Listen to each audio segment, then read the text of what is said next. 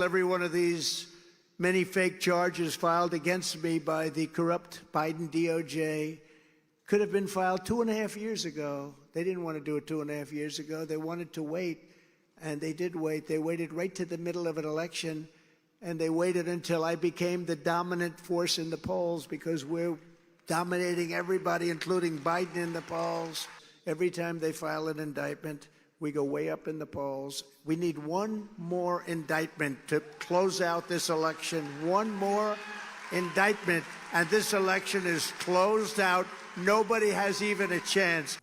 Today, based on information developed by that investigation, a Fulton County grand jury returned a true bill of indictment. Well, it looks like the fourth branch of the government moves rather quickly when it comes to one President Donald J. Trump. Yesterday, I posted a video about the quote-unquote mistake the DA's office in Georgia made when they posted the indictment, then retracted it before the grand jury came back with a vote.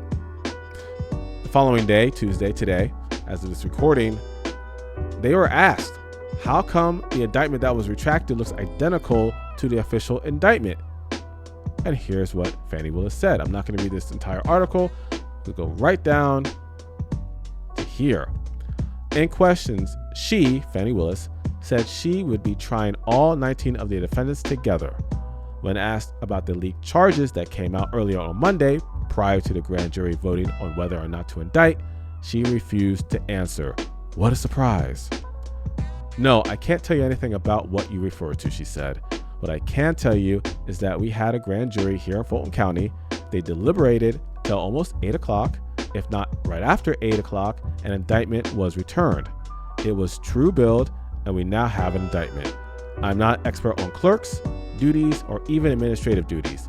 I wouldn't know how to work that system, and so I'm not going to speculate. Next question. Of course, huh? I wonder why she doesn't want to answer that question. It seems pretty basic. It's not too difficult to answer. Well, maybe it is for her because that office screwed up, and we all know, again, the fix is in against Donald J. Trump, but I digress. Now, on Fani Willis, I'm going to have another video very soon. Subscribe to get notified on an alleged affair that she may have had with a known gang member. This is something that Donald Trump brought up in one of his rallies. I believe it was in New Hampshire not too long ago. We're going to get into it. But again, like, subscribe to get notified. Now, right after I posted that video yesterday, here it is. The grand jury returns the official indictment in the Georgia election case against Trump and his allies. This article is very short. Basically, it just says that the indictment was 98 pages. Is about 2020 election. 41 count indictment includes 19 individuals: Trump, Rudy Giuliani, Mark Meadows, Jenna Ellis, Sidney, Lisa Kraken Powell, and many others. Okay, and they're charging him on Georgia's RICO Act. So they want to get him on a RICO charge. Again, this is ridiculous, totally unnecessary. He did nothing wrong, nothing illegal. He's trying to do a shotgun approach and see whatever sticks, whatever hits. That's all they want to do. Basically, they want to make this man tired, both physically and mentally. They want to bring him down to the point where he just disappears. But I got to give it to Trump. He's a strong guy. He's able to get through a lot. And he's not doing it on his own. He has a lot of people backing him and encouraging him, because one man cannot do this all by himself, unless you're Jesus Christ, But one man cannot do this by himself. So he has a lot of support. You see the rallies, see the amount of supporters. So I'm sure that is helping him get through all of this. But again, he is a man, so he's a human. It takes its toll. It takes its toll. So I hope that he sticks with it, sticks his guns, doesn't give up. As he says, never give up, and pulls through. And hopefully one day we'll see him in the White House, January 2025. This is the official indictment. And of course, you see here, let me blow this up for you. There you go. State of Georgia versus Donald J. Trump. List of names, people I already mentioned. Here are all the accounts. Violation of Georgia RICO, solicitation of violation of oath by public officer, false statements and writings, impersonating a public officer, forgery and the first degree. Basically, it's saying, I'm not reading all of it. I'm not even reading some of it. It's just saying that they're going to charge him against his acts to try to overturn the 2020 election by illegal means. Completely false. All he wanted to do is have Mike Pence send the votes back to the states, which Mike Pence was allowed to legally do. And Mike Pence, unfortunately, decided to bend the knee and succumb to the pressures of the Uniparty, and he didn't do his job as vice president, and in this case, president of the Senate. And of course, as you can see here, say, at all times relevant, this count of the indictment, the defendants as well as others not named as defendants unlawfully conspired and endeavored to conduct and participate in a criminal enterprise in Fulton County, Georgia, and elsewhere. Elsewhere meaning the other states, Arizona, Pennsylvania, Michigan, Wisconsin, New Mexico, stuff like that. And of course, here are the names of the people. Again, here's one here.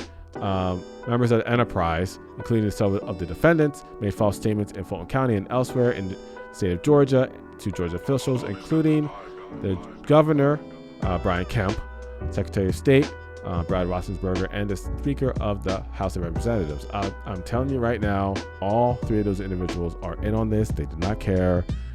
I believe today or yesterday, Governor Kemp said that there was no fraud in the election.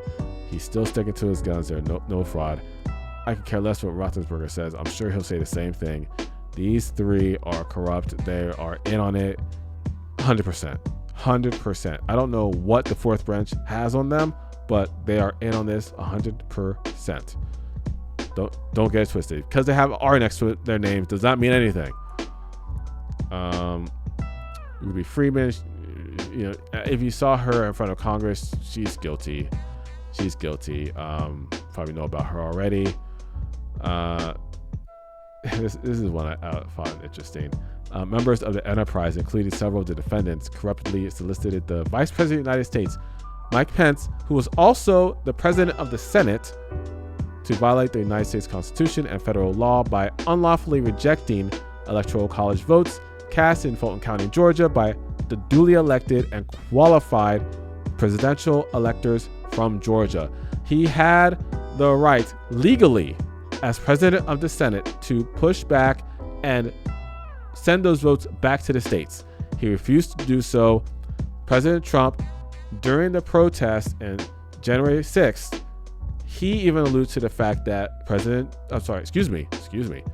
President, he'll never be president, Vice President Pence bent the knee and didn't do the right thing. Remember that meme, Pence, with the electricity just surging through his body and the red eyes? I'll see if I can find it, but I mean, he had his moment. No one knew Pence before Trump. No one knew him. He was on the radio and he was governor of Indiana. That's all. No one knew him. But then Trump put him on the map and he had the chance. He had it. All he had to do was the right thing and send the votes, which he was legally allowed to do, back to the states. And he didn't do it. And now he's trying to run for president, please. No one is going to vote for that guy. So I'm not going to go through all of this. Let's go to another article that'll kind of summarize what's going on here. Breitbart, 11 key takeaways from Georgia indictment of Donald Trump. Fulton County District Attorney Fani Willis indicted former President Donald Trump and 18 lawyers, aides, and supporters in Georgia late Monday night for their efforts to challenge the 2020 presidential election results. It's the fourth indictment after the New York indictment for alleged falsifying business records in the Stormy Daniels affair, a federal indictment in Miami over presidential records, and a federal indictment in Washington, D.C. over January 6th. 11 key takeaways. Number 1, the RICO statute is a tactic to secure an easy conviction of Trump, even if it is overturned. The Georgia case involves a RICO statute of the kind used to prosecute mobsters for large criminal enterprises. Again, as you saw in the indictment itself, they paint it as it's a criminal enterprise that Trump and his allies tried to overturn the election illegally, which is completely false. As Harvard Law professor Alan Dershowitz noted, RICO prosecutions often survive early procedural motions and lead to convictions. Though they are often overturned on appeal, Democrats want a conviction before Election Day. Yeah, that's pretty much what it is. And I think they'll get it. The thing I said before, and I believe will happen, is in my previous video, check out the video I posted about when is Trump going to be interviewed by Joe Rogan. You know, Patrick Bet-David was asking this question: when are you going to interview Trump? And I believe Joe Rogan is going to interview Trump, but it will be in Mar-a-Lago. He'll fly to Mar-a-Lago. It won't be in Texas. Rogan will fly to Mar-a-Lago and he'll interview Trump while he's on house arrest, and he'll have an ankle monitor on his leg. I think that's going to happen. I think that's how the interview is going to happen. The internet is going to explode. It's going to explode. I think it's going to happen that way. We shall see, but I said it. Mark this. I said it. I said it in the previous video. I'm saying it in this video. I think that's how it's going to happen. I think that's the interview of a lifetime. We'll see. Number 2, the indictment was rushed and leaked by Fulton County before the grand jury had voted. Though a special grand jury with a clear anti-Trump bias had already recommended charges against Trump, the grand jury that voted to indict him on Monday already heard testimony for 1 day. Hours before the grand jury voted, however, the county court posted then deleted a document that resembles the final indictment, which may have violated Trump's rights and suggests a rigged process. Yes, obviously, DA Fani Willis is fundraising off the prosecution and running for re-election next year. Willis was reprimanded by a judge last year for hosting a fundraiser for a Democrat who was running against one of the potential targets of her grand jury investigation. She is also running for re-election in 2024, like Manhattan DA Alvin Bragg, who ran explicitly on a promise to find a way to prosecute Trump. Willis's own political and fundraising interests are hard to separate from her handling of the case. The indictment was announced shortly before midnight for no apparent reason. There was no reason for Willis to rush the indictment before midnight or to hold a late-night press conference, other than to ensure that the indictment would dominate news coverage the following day. Why did they have to wait 2 years? You saw the video earlier. Trump was like, they could have done this 2 years ago. No, they waited now because it's election season. They need something to hold him down, to persuade voters not to vote for him. He's too toxic. All that crap. It's not going to work. His poll numbers keep going up. It's going to keep going up. The fact that the indictment was filed in a dead of night reinforced the sense that this is fundamentally a political prosecution meant to cause maximum damage to Trump and as the 2024 presidential race begins. The presidential race has already begun. I believe the Republican primaries is already done. DeSantis, I heard, is losing to Chris Christie now in New Hampshire. Chris Christie? How do you Vivek Ramaswamy is doing a better campaign than DeSantis. The campaign that Vivek is doing, DeSantis should have been doing from day one. It's abysmal. The indictment includes lawyers, aides, and even supporters. And they're going after Trump supporters. They're jailing Trump supporters. That's the whole goal. To just shut people up, jail them, put them in jail, let them rot. Two branches of justice. It's just, that's how it is. That's what they want. That's what they're putting out. That's what we're getting. That's what we're seeing. That's what we're seeing right now. If you turn off CNN and do your own research, that's what you're seeing right now. This is what's going on.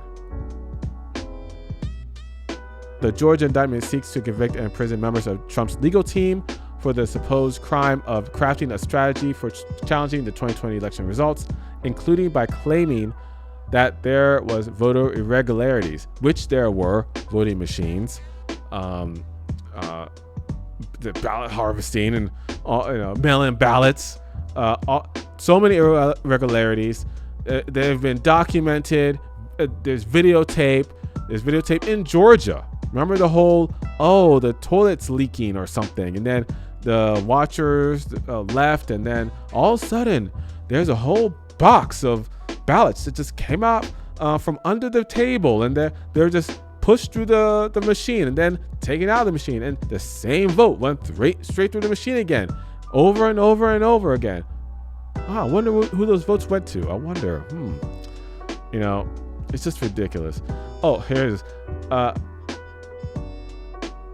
Let's see. By that standard, almost every election lawyer in the country could be a target for prosecution. Democrats also claimed voting machine problems in 2020, for example, but only Republicans were charged. Yeah, Democrats, they were talking about, those that the machines can be hacked. What's that woman's name? I forgot her name. There is I think she's a senator from Minnesota, I want to say, but I don't come near that. I put a picture up. She was talking about, the voting machines, they're not trustworthy, But now that the Republicans are saying that, the Republicans are the ones getting charged, but Democrats nothing. So if you're paying attention, you see what's going on. I know you, the viewer, you know what's going on. You know what's going on. You know what's going on. Okay, we're here. We're eye to eye. We see what's going on. Normies, you and I know what's going on. Number 6, Kanye West's former publicist is included. Trivian Kuti, who worked with Ye, though not at the time apparently, is accused of pressuring an election worker, Ruby Freeman, to testify about participating in the supposed ballot counting irregularities. The indictment accuses a pastor, Stephen Lee, of asking Harrison Lloyd of Blacks for Trump to convince Kuti to pressure Freeman. The indictment does not connect Lee, Floyd, or Kuti to any officials on Trump's campaign team. Jeez. The indictment claims political statements are acts of furtherance of conspiracy. The indictment covers conduct in other states, not just Georgia. Again, I said Wisconsin, Michigan, Arizona, New Mexico, you name it. They're just saying, hey, they tried this not just in Georgia. They tried this across the country. It's a criminal conspiracy, guys. Come on. Trump faces a possible 76.5 years in state prison on 13 counts, which would not be easy to pardon.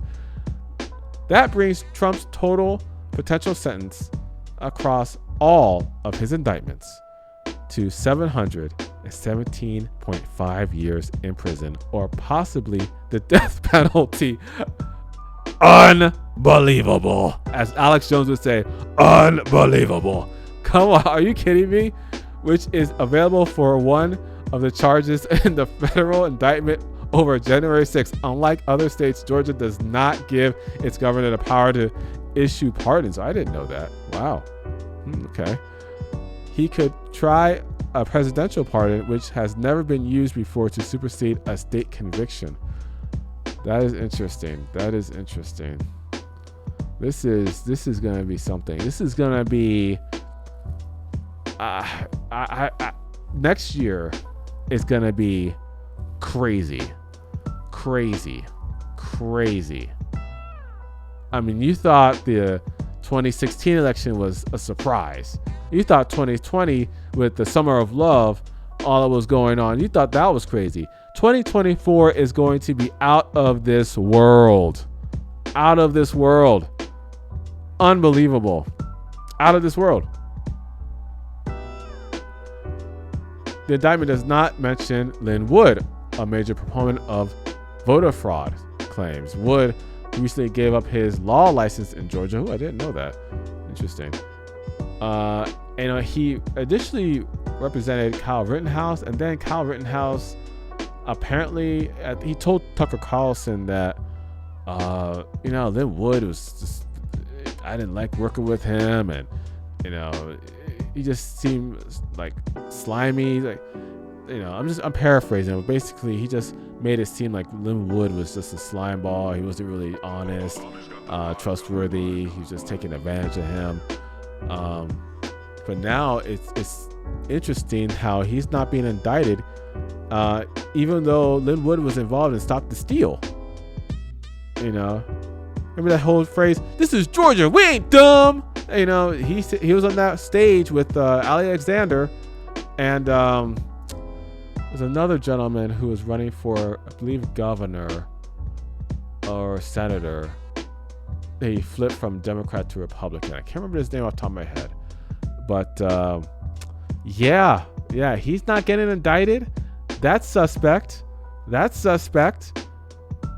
He was probably the most vociferous advocate for the idea that there had been voter fraud in Georgia, to the point of encouraging Republicans to boycott, voters to boycott the Senate runoff election in the state in January 2021 in protest.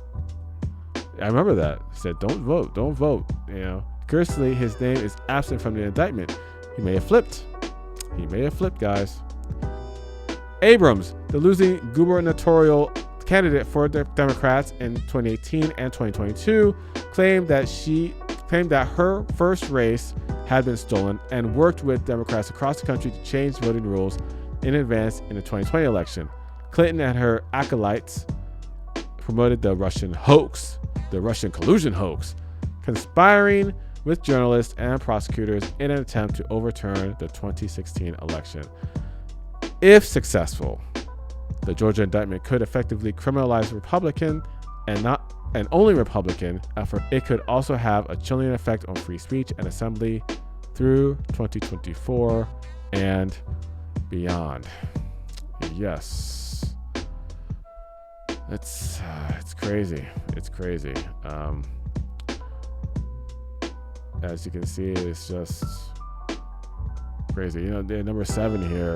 The indictment cites ordinary political statements as if they were criminal acts. These include retweets urging people to contact public representatives, criticisms of elected officials, claims that the Constitution allows the vice president to reject electoral college votes, and tweets by Trump urging people to watch TV. Aides are also accused of crimes because they reserved rooms or asked for telephone numbers. The vice president has a right to send the votes back. He is the president of the Senate. And of course, they're ignoring that. And they're acting as if Trump did something illegal. We shall see what happens as time progresses. But again, this election is going to be insane. I hope you enjoyed this video. Again, I will have a video soon about an alleged affair that Fani Willis had with a gang member, which Trump alluded to in one of his rallies. I believe it was in New Hampshire recently. So I'll have a video on that shortly. Like, subscribe, hit the notification bell to know when these videos come out, and comment below. Did you like what you heard? Did you hate what you heard? Did you learn nothing? Did you learn a lot? Whatever it is, post it below. Get the conversation going. And I'll see you next time. Take care, guys.